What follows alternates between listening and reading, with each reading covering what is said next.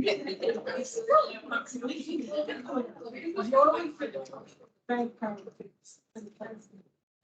me this.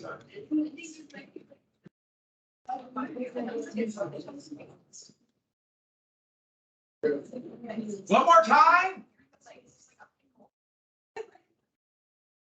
By the way, I'm recording this.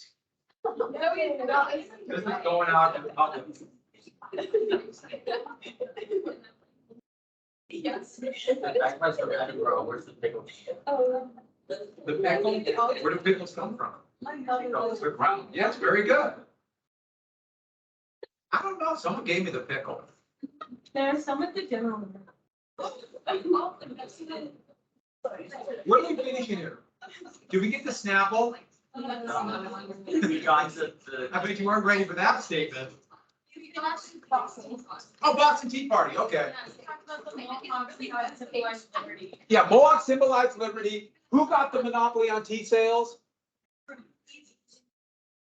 East India Company. What was the big argument? They didn't like the tea, or the tea. What they liked, but the tax. But what was the big reason they hated the Tea Act? Yeah. Yeah, that whole idea of control and slippery slope. And one thing, there's been a very much an anti-monopoly attitude in America that has kind of gone away. Now it's kind of coming back. Where our life is dominated by monopolists now. Have you been on to Google? But or YouTube? Yeah, they're monopolies. But it's kind of coming back, and it's close to the Boston Tea Party. So we got Tea Party, we got Boston Massacre, we got propaganda. Who represented the soldiers after the Boston Massacre? What? First one. John Adams. And it wasn't just to give this idea of liberty and justice, but it was also to control whose money. Yes, the mob, the poor, which were the vast majority of the people. Look at this. I made it like seem like it was completely straight. Yeah, I was gonna tell him to fix it, but.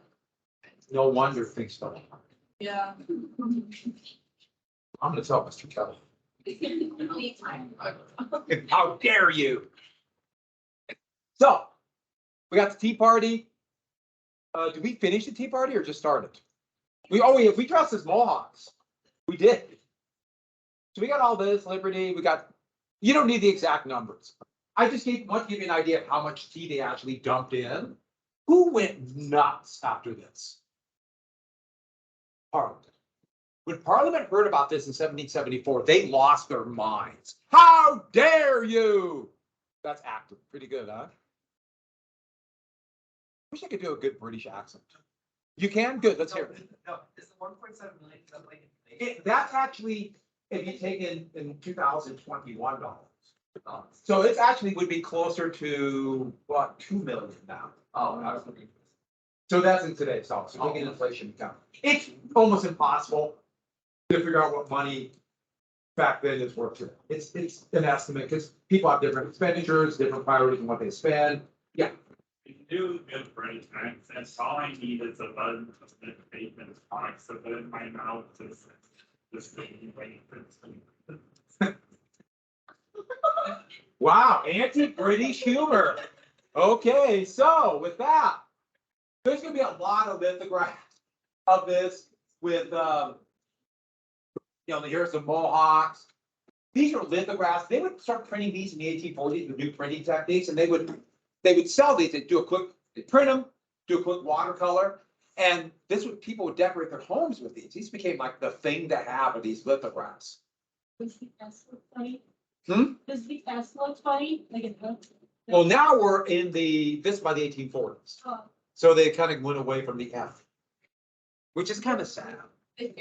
Here's another famous picture. And here it is. Here's the Tea Party, you have the Mohawks, and it's very stylized. This is one of the more famous ones. And a tea company. So out of New York City, but also Boston. And they were really regional. And then in the 1980s, they kind of became national and became almost like a cult following. The company was called Snapple.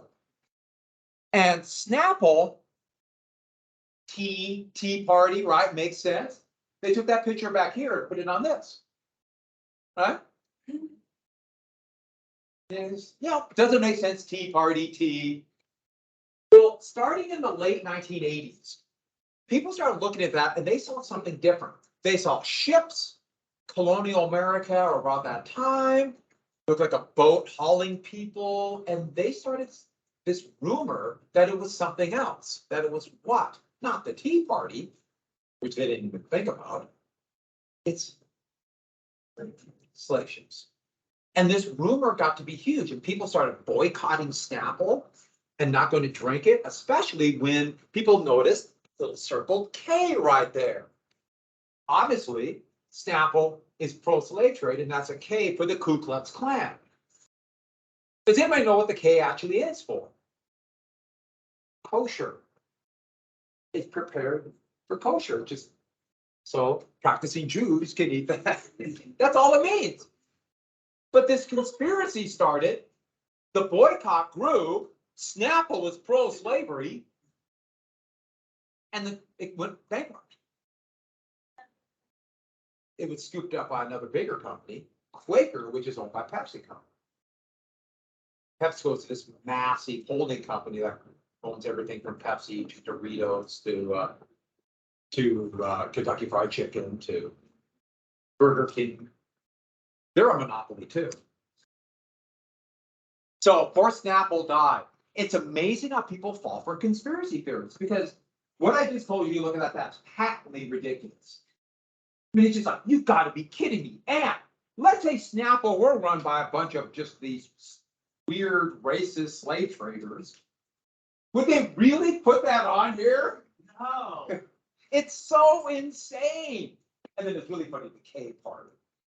But it's amazing how people are susceptible to this.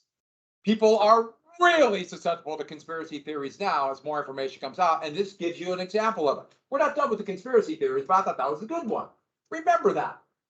So in 1774, Parliament responded with the coercive acts, but in the colonies, they were called the intolerable acts. And the thing was, the Tories now are going to get them. The Tories in Parliament are going to make Boston pay. So here's a cartoon of Boston now entrapped, and they are jabbing them, which was called baiting them. They would do that to animals and then have them fight each other, and they would battle. Oh, it's horrific. Bear baiting was a big sport in England. So that's what they're doing here. And here, that's America. That's Lady Columbia. And she has American Indian features, remember, liberty, and they're dumping tea down her throat. They're choking her. And these are the things that happen. The first one they mentioned in the video, closed Boston Harbor. So now the merchants of Boston can't trade. Huh. Somebody warned they would do that with their control. Next, they closed Massachusetts Assembly, so now it'd be run by royal governor's decree. Control, remember that? Somebody warned about that. Next, British officials who committed a crime in the colony, committing a crime in the colonies, and this is anybody from the royal governor to a soldier, they'll be tried in Britain. Just imagine how mad you would be if somebody came from another country, committed a crime, and they would go back to their country to be tried. You would assume they're going to get off scot-free. Every colonial power would adopt this after Britain did, including the United States. The US would do it in its colonies too, like Puerto Rico, Guam, Hawaii, the Philippines. Or the US would do it when the United States invaded and occupied countries like in your lifetime, Iraq. They did the same thing, much to the fury of the Iraqis. And lastly, another quartering act. Troops are going to be living with people to control them. Somebody warned they would do all of these things. I told you so. They said it would happen. The Patriots. The Patriots were like, hey, we told you they take away your way to make a living. They take away your government. They're coming back. Your freedoms will be gone. They'll be listening to everything you say. They're gonna commit crimes and steal from you and murder and get off free. Told you so. Were the Patriots happy or upset about the coercive acts? Remember, the Patriots want more separation from Britain, some of them even independence. Did they like, yes? Or were they this bill? This is horrible. Which were they? Yeah, They were decided, right? very. This is what they wanted. They wanted Britain to be repressive. They wanted this reaction. They wanted Britain to lash out. So then they could say, see, they're tyrants. They're coming to get you. I told you so. And Britain fell for it. They jumped right in with both feet. And so it's amazing how this happened. Now, this will happen. The stated goal of the September 11th attack, they had all kinds of stated goals. But Al Qaeda wanted the United States to lash out, to bomb, to attack. So then they could say, see, the United States is a tyrannical power bent on imperialism and invasion. And what did the United States do? It did that. Yes, there's a desperate desire for revenge, but it's amazing how people, I'll show you exactly what they want. So with that, yep, told you so, now lead to a revolution. The revolution is coming. I like that, told you so. So with this, and then, and after the British point of view, you drink a lot. Now we're all coffee. The Quebec Act. Yes, this was partially to get the colonies, but they were also thinking this was separate. So this old Northwest Territory right here, this area had been was supposed to be for the various tribes because of the proclamation of 1763, but it's still British territory. And so Britain decided if we're going to administer this, it would be easier to administer this from Quebec. Go down the St. Lawrence, Great Lakes, be easier. Hard to get over the mountains. And so they're going to give that to Quebec. But remember, all the colonies still have the claim, and they're still mad about the proclamation of 1763, and they assume it'll be overturned. So Britain just made this proclamation, okay, the colony of Quebec, which are a bunch of French speakers, but it's now controlled by England, by Britain, will administer the old Northwest, right here. And this would be called the Northwest up until the turn of the 19th century. They still call this the Northwest. I know we think of the Northwest as like Oregon or Washington, or kind of us. Just don't. Now, this was kind of a ham-handed move by the British. You can see how this might anger the colonies. But to the Patriots' point of view, they saw this as a massive plot, a conspiracy, so to speak, against them. Part of a massive conspiracy. This isn't just to administer it, it's to take away our land. Their reaction, and they're going to take away our land and they're going to give it to the French. Quebec was a French colony, now it's a British colony, but they're saying they're going to give it to the French. And they're going to let the French from Quebec take our land. We fought and died for that land, and now they're going to take that land. But it's worse than that. That means that's only one step. Pretty soon what's going to happen? We're all going to be administered by the French. That's how the British are going to punish us. They're going to give us to the French. And it gets worse. What religion were almost everybody in France? And they're going to force us to become Catholics. There's intense anti-Catholic bias. Here is a picture of the British essentially giving over to the cardinals who will run the colonies. And who's controlling things behind? Beelzebub. It's the devil. Yes. Satan. I wanted an English accent. So with that, yeah. Now, this should give you an idea of anti-Catholic bias. Now, there's only one way to describe this conspiracy theory, which, by the way, conspiracy theory means you believe there's some kind of crime being committed. You have to theorize about this. It's insane. It's absolutely insane. How could anybody believe that the British would fight 100 years of wars against the French just to turn around to give the colonies to the French just to punish a few people protesting a tax? Remember I just showed you the sample one? We're a country made up of people who believe conspiracy theories. And we believe all kinds of things.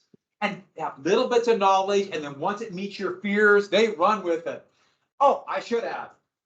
The patriots who pushed this idea, they knew it wasn't true, but they also knew how to get people riled up.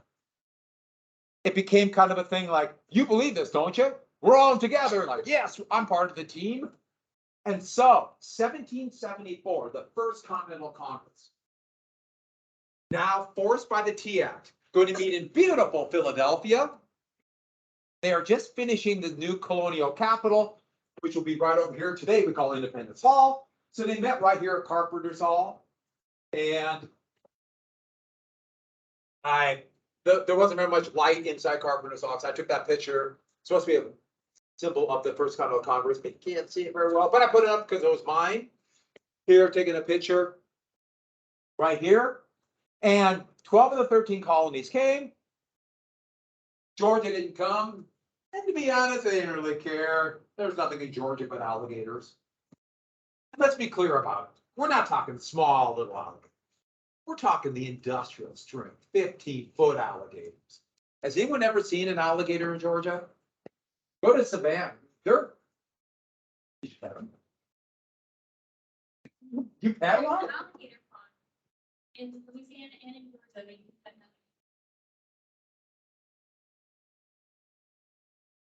Yeah, you made it.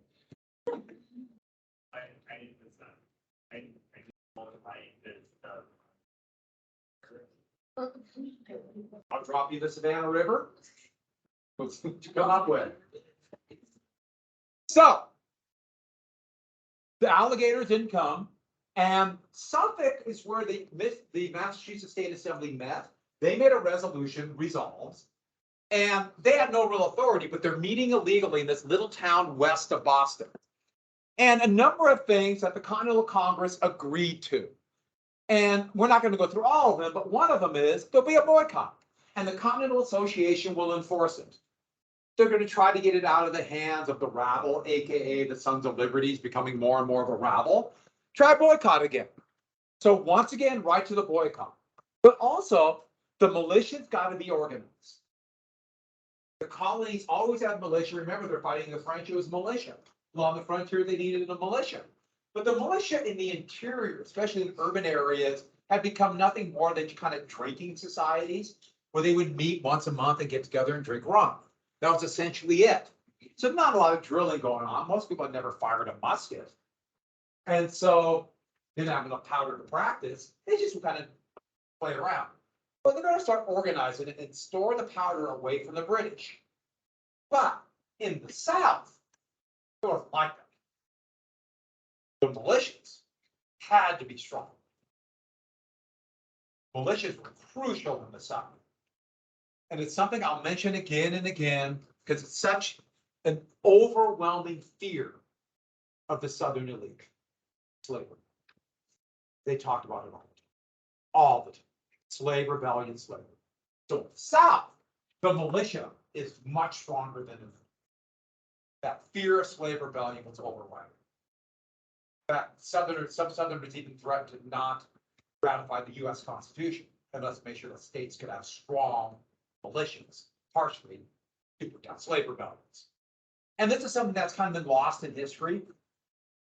As after the Civil War, people forgot how much the South obsessed. Good reason. They knew how bad they treated the slaves.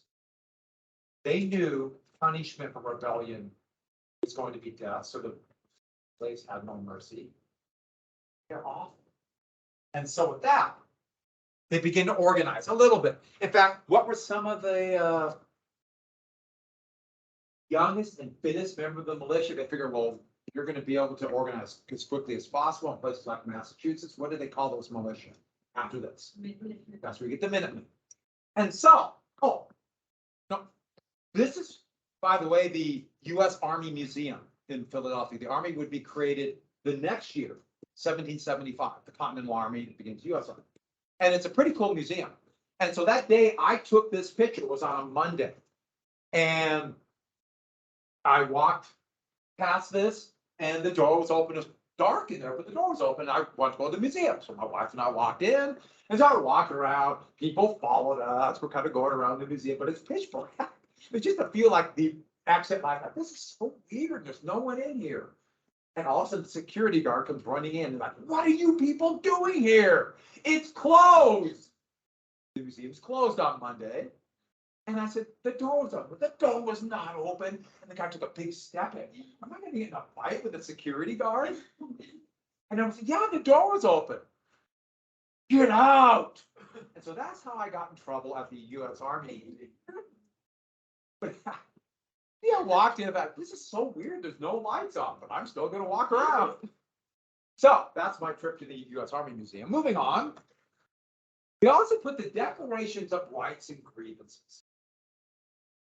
And they put down that we have certain rights as Englishmen. And the grievances were how Parliament infringed on those rights. They were still loyal to the king. The basic idea was the king will come save us. As if the king just knew how bad Parliament was. And then they'd say, we'll meet again in 1775. In fact, to give you an idea, and I talked about this yesterday, the resolution said,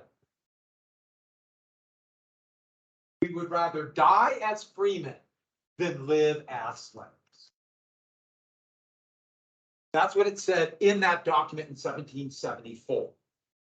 Remember what I told you? They knew how bad slavery was. Don't let anybody say, oh, it was natural. They didn't know. No, they knew.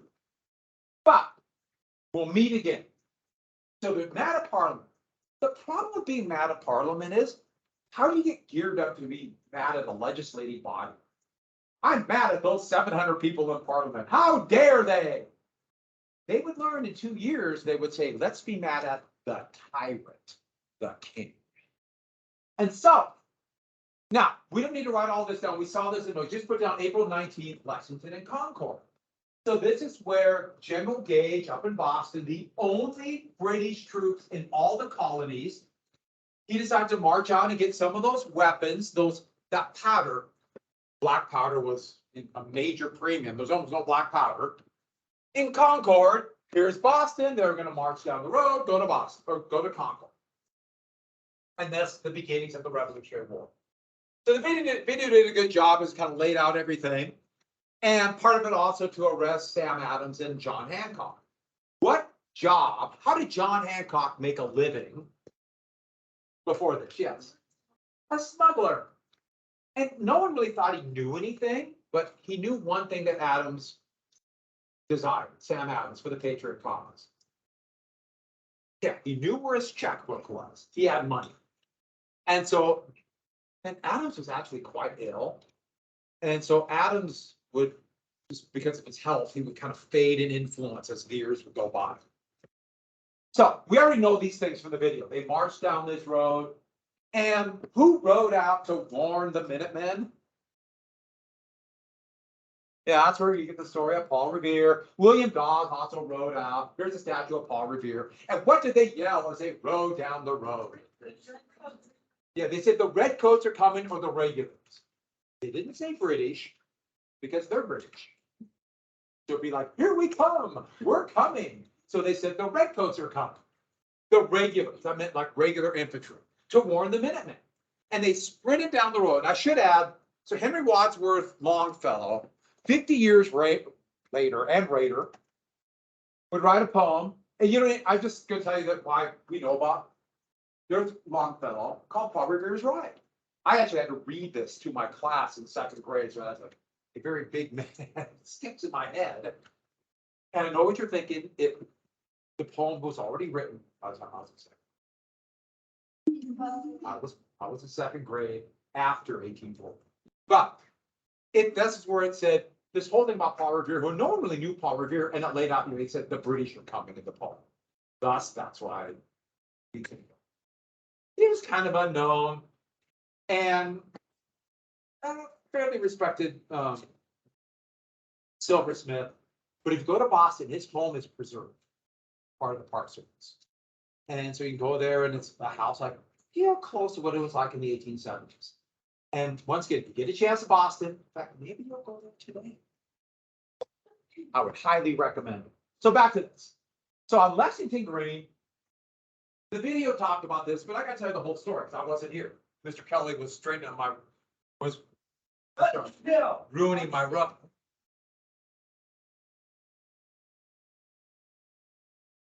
Ruining my rug. And so Lexington Green or Lexington Common, it's like a big park where they would drill the militia. Now it's a really pretty park. And it's got this statue of a Minuteman standing bravely. Well, that's not what happened. See, horses gallop faster than people march. I put that together myself. And so hours before the British made it, the Minutemen were called out and they were told the regulars coming. They thought our home's being burnt down. They're right on top of us. So they come sprinting to Lexington Green, grabbing their musket, which they probably had fired maybe one time. And they grabbed it and ran over to Lexington Green, pitch black. No one's there. And they're all geared up, scared, excited, awake. Nothing. So what do? They go to a tavern, yes, and the tavern is still there. If you go there, now tavern, then you eat, this also place for people to stay, but also they started drinking hot buttered rum. And like, oh, I guess a false alarm, nothing happened. So they're drinking rum. And let's be very clear about it. This was 1775. Nobody knew what time it was and nobody cared. It's a different world. In some ways, I'm kind of jealous. And so they're drinking, relaxing. Okay. And here come marching the British. And the British been marching all night. It was unusually hot and humid that night. They're in their nice, comfortable wool uniforms. And their plan was to cook breakfast on Lexington Green. They're going to stop and cook their delicious salt pork. Salt pork is pork cured in salt. Then they add salt. And if you're not sure about it, salt. What's the saltiest thing you've ever eaten? Salt. Then you got salt pork. So that's salty stuff. They got to soak in water, but it preserves it, kind of. It's awful, grisly. Okay. They get there, and instead of stopping, there's this motley crew of militia that came pouring out of the tavern, standing there. And so that is what we call a recipe for disaster. Angry, hungry redcoats, drunken militia. Who are tired? Somebody opens fire. Now, Lexington will portray this as bravely standing up. No, this is more like it. They all ran away. But the British didn't stop them. Gage is like, well, we better go because the militia now has been alerted. We got to get to Concord now. So the British didn't get a chance to stop and eat. So they're hungry. And they march all the way to Concord. And by the way, the militia run away. More militia come, and now they're kind of hiding and waiting. They get to Concord, and there's a sharp fight. At North Bridge, here's what North Bridge looks like now. But that picture was about 11, get my years, God, that's about 13 years so when I took that. But there's a sharp fight. Here's a lithograph of them marching. Here's the picture of a Concord Minuteman. And the exhausted British, after a fight on North Bridge, because they had to cross this, Gage realizes it's not worth it. And so he decides to turn around and march back. And not like it's a defeat for the British, but you can imagine the way the Concord militia felt. We won. Well, when I was there, my wife and I drove along that road. It's really a pretty road. Once you get out of Boston, it's these little mountains, and it's nice to drive. Boston's crazy to drive in, but as soon as you get out, it's worse than hell. So we went to Lexington first, and that was really, really neat. And then we went to Concord, and we were what's called hungry. So we stopped at this place, and we're waiting to get served, and or waiting to get seated. And we were being seated, and she looks at us and said, "Oh, so there's tourists here." Of course, we're tourists. And so she said, "Oh, did you go to Lexington?" I'm like, "Oh, yes, that was really neat," I said. And she just, her face just turned, and she said, don't listen to anything they say. They ran away at Lexington. Concord is where we stood up to the British. This is where the Revolutionary War began, right? Yeah. Go Concord. So if you go to Concord, make sure you acknowledge that they ran away at Lexington. So on the march back, it was a disaster. The militia came out, they took pot shots. Casualties are killed, wounded, and missing, meaning they can no longer fight. And all along this road, it was a bloody, nasty little affair. This is probably closer to the way it was. Little shots fired, fires would start in the woods nearby. The British buried their soldiers where they fell. This is a tradition in the British Empire. So these graves are still there. Here lies the body of a British soldier. So Britain, years after it, they put up these markers, and then they are maintained by the U.S. Park Service. But they're British graves. And you see this at all the battlefields. The British graves that are maintained by the U.S. Park Service. And a disaster. Britain didn't have many men to lose. And when they got back to Boston, they're going to be hemmed in Boston. Thus begins the siege of Boston. We'll come back to the siege of Boston. Militia kind of came out, and it's summer, so they don't have to do the crops quite yet. Let them grow. But in Philadelphia, big things are happening. They said they would meet in May of 1775. Do you get the timing? Just 3 weeks earlier, you had Lexington and Concord. And now, when the representatives go to Philadelphia, it's war. Everything has changed. Anybody who was wavering stayed home. So in Philadelphia, there are a pretty high percentage of patriots. The state assembly sent people. They have no real legislative authority, but there's no one else. And since there's no one else, they kind of said, okay, we're the government. And this is the back of Independence Hall, now they call it Independence Hall, but it was the brand new colonial capital. And once again, if you get a chance, go to Philadelphia. Carpenter's Hall would be over here. It's really cool. It's awesome. Who's been there? A few? Pretty neat, isn't it? The tour, they go through pretty quickly. And that's Len Dawson, who Hall of Fame quarterback for the Chiefs. He just passed away, so I had to put his picture up somewhere.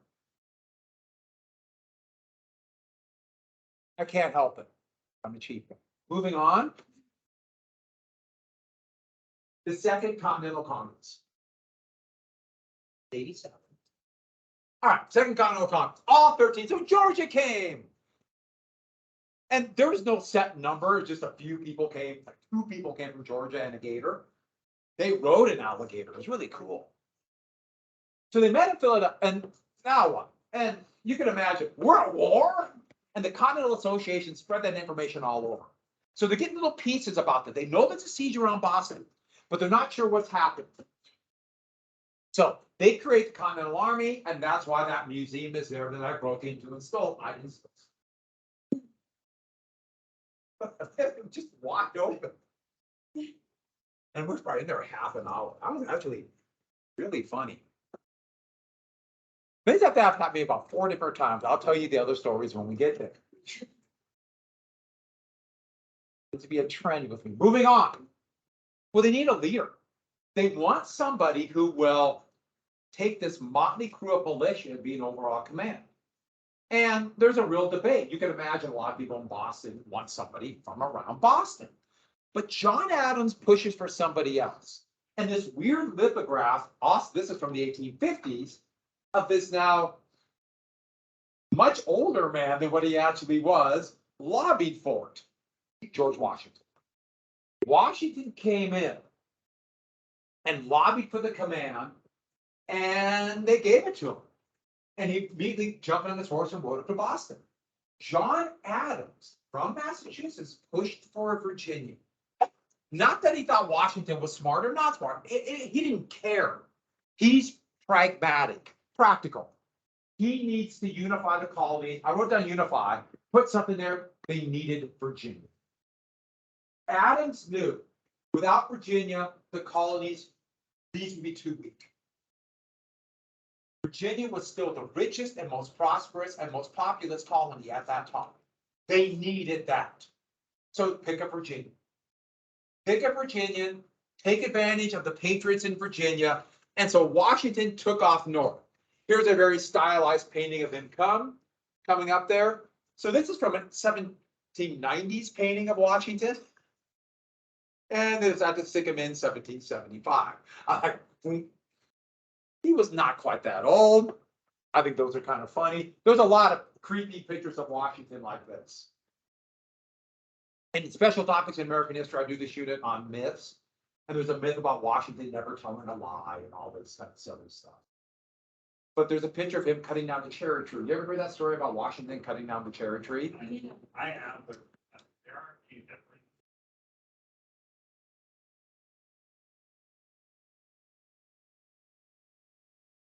Now, so perhaps walking is the baby and then it's read and attention and then now he's a giant snake. Sacrifices from that. Okay, so on that note, for the picture of Washington, they have that face right there. It's really funny. A little kid with that face. So it looks like a homunculus. Anybody know what a homunculus is? You ever seen? Yes, you do. It's a homunculus. Oh. And it's a perfectly formed image. Yeah, and all the medieval art, whenever they would draw a baby in medieval art, they'd be like a baby with an adult face. Creepy as creepy can be. And it's also creepy that you know exactly how this. You don't draw a fully formed. No. So when that happened, so Washington rode north, and then they did another declaration of causes. Sometimes you see it as a declaration of resolves, and I wrote that in there, but I've always called it a declaration of causes. And basically what it was is that we have a legitimate reason for this. We aren't being flippant. It's it here. We have legitimate reasons. And then they also said, but we don't want revolution. Even people who would have called themselves patriots, they didn't want full separation. They just wanted autonomy, govern ourselves. So they sent what they literally called the Olive Branch Petition. And this means peaceful. It comes from the Torah or the Old Testament, it's also the Quran. And does have a religious foundation. Religion, what people are, a lot of people who are very religious today, it was different. And some people were very religious, some people weren't then, but it just, things were different then too. But they sent it to King George III. Basically, it said, Parliament is doing this. We don't want war.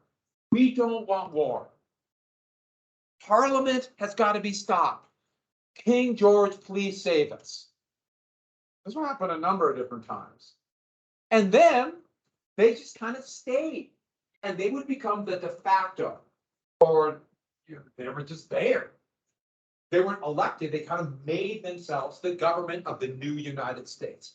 It would be the Second Continental Congress that would declare independence. It would be the Second Continental Congress that would try to figure out ways to pay for the war. It'd be the Second Continental Congress that would create the first government, the Articles of Confederation. They were not elected. So, at Boston, while Washington is riding up, we have the Battle of Bunker Hill. And everybody thought this. They did a good job in the video.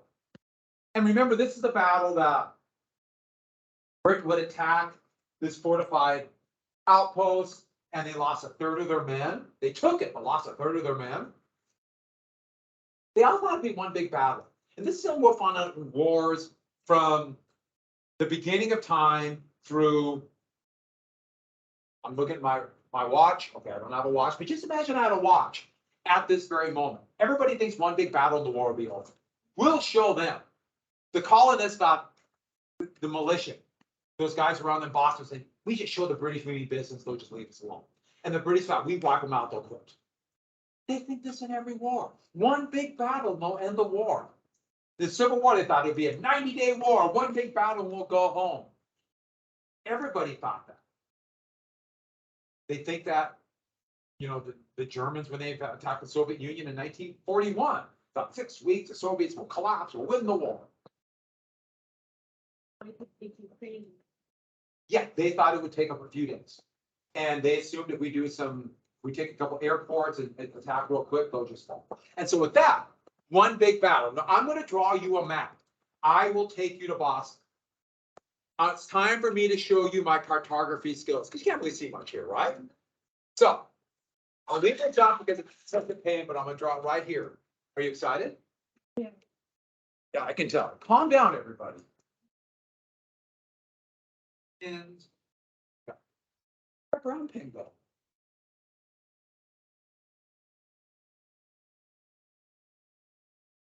Okay. I said, where's my brown pen go? All right, so here is Boston Harbor. If you haven't been to Boston, you're now gonna go. Oh, one more thing. I have natural cartographers. Don't be jealous. I was just. You can find a piece of paper. I can. Are you ready? Boston Harbor, right? Or Ghost. Or Tonsils. Okay. Here's Boston. Here's where Bunker Hill was. They got to Bunker Hill and they looked down. Oh, there's another hill right in front of us. And so they actually made the fort right here on Breed's Hill. So if you go to the Bunker Hill Memorial, it's on Breed's Hill. It's open. You can make it. It's really cool. Go. It's a good hike. It's a good hike. What? I said, with that map, I feel like I'm already there. Ah, thank you. You've acknowledged it. Oh, this is water, okay? How do we know it's water? There's a ship. Shark. Walrus. Okay. So, right? Oh, have you been to Boston? Oh, you have. It's covered with walleye. That's a plural. Walrus. Okay. So the militia's here. And the British are isolated inside Boston. They have lines here. And since they lost a third of their men at Bunker Hill, they can't. They tried one big battle. It turned out they lost a third of their men. We saw that in the video. General Gage, then soon replaced by General Howe, realizes if I attack again, I might lose another half my men.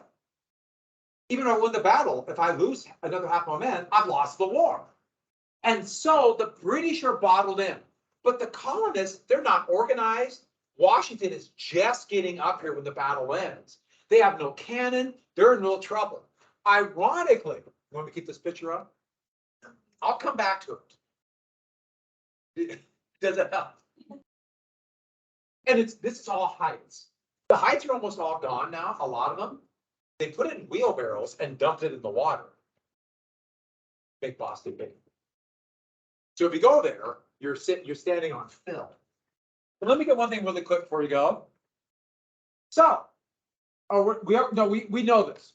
We saw this in the video, so we didn't know the details of the battle. Remember, we saw this at the end of the video we watched. Unless you really want, the militia, a third of the British soldiers were casualties, killed, wounded, or missing. So that's all we need to know. So,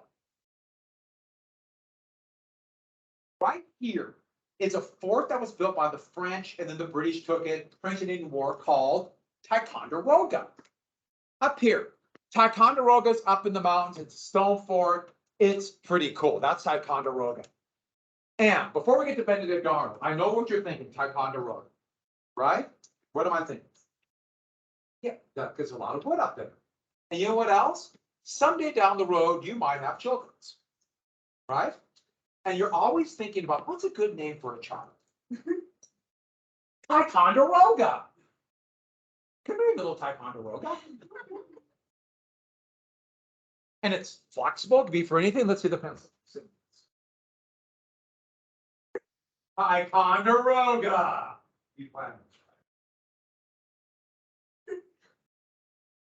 So, Benedict Arnold commanded the New York militia. He was from Virginia, commanded the militia, very intelligent, very able. Here, their cannon. at Ticonderoga. There was only about 18 British soldiers, more than anything else, just caretakers of the fort. They had no idea what happened to Lexington Congo. This is even before Bunker Hill. And then Ethan Allen and his Green Mountain Boys were this kind of group of kind of roguish characters here that want to create a new country that we would today call Vermont. I know, the country of Vermont. And they just happened to show up too. So you have these two groups show up and they went to the British. Here's basically, this is literally, supposedly, Benedict Arnold knocked on the door and said, surrender. And I said, what? Why? The British soldiers had no idea why they were there. They didn't know about Lexington and Concord, but they surrendered. And Benedict Arnold ordered the cannon to be drugged to Boston. They didn't have cannon at Boston. They didn't have powder at Boston.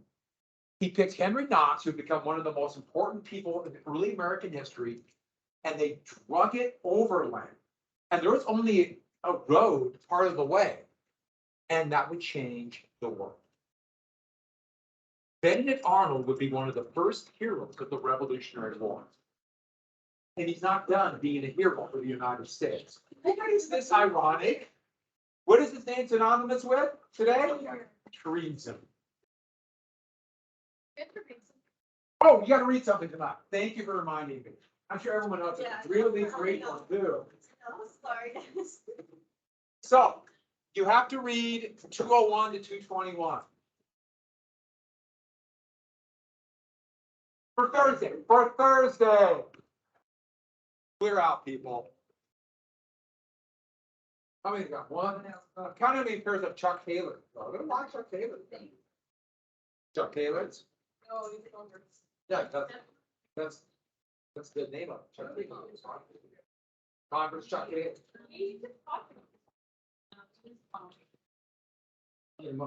See you tomorrow.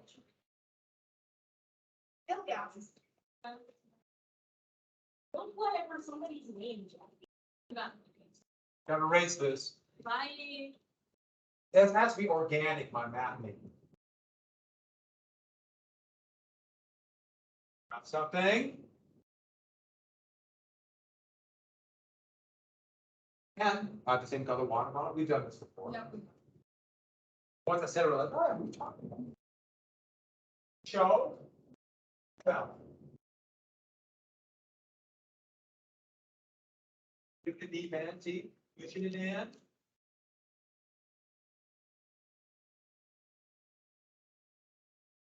Oh, buttocks! Oh, that's good.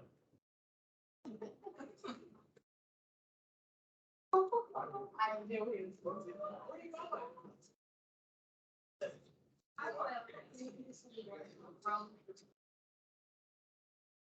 Oh, it's like Zoom. Oh, that's good. Oh, that'd be big.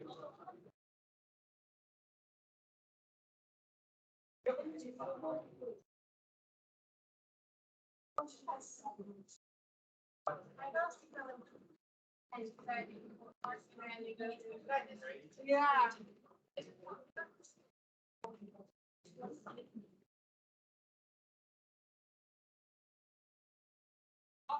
Yeah, it's a big good fit. Well, Hey.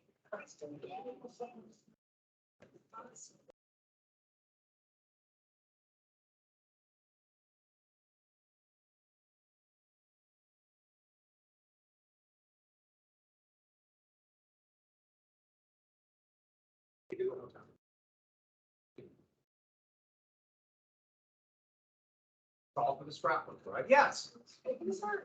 You're great. Yeah. Actually, I did type a bunch in and it didn't read save. I did that.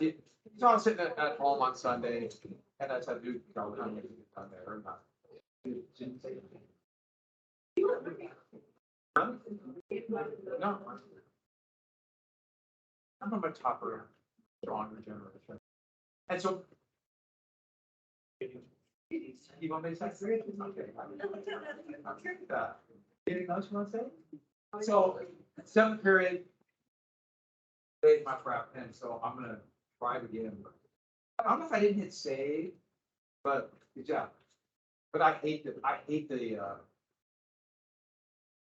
program I type rates in, so I don't have. It's one of the, it's like a spreadsheet, so it's online, so I type the number in, and it doesn't immediately appear on the screen. It's like a split second.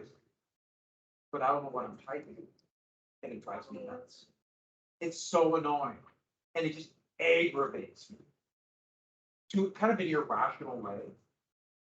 Somebody's gonna pay, clear your desk, we have a techno. But that's what I'll get in. And I like, nobody is cold. Thank you. Let's have a vote. Who's thinks it's cold in here? Raise your hand.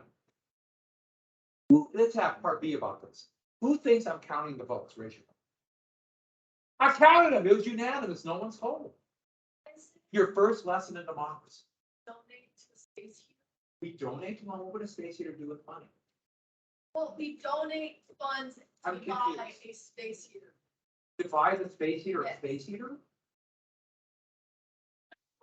No. How would a space heater having a space heater make us warm? That's science. It's not cold. It's cold. Huh? It's a bit cold, but not cold. It's more of a lack of heat, I would argue. Green, oh, a blanket. Just keep it in this glass. I'll fold it up, I'll put it in a little box. Now, I'm warning you, Ashley. A couple different things about this, because the way the room is, and stuff, like, the heat is really weird. So when the heat actually is running, it either is if I turn it up too much, it gets ungodly hot. And since I have to be here, I'd rather have it a little bit cold. And my room's cold anyways, because of that wall. It's underground. So it's cold. So what I would argue is it builds character. You buy that? Okay, moving on. So let's go ahead then, and did I give you the review list yesterday?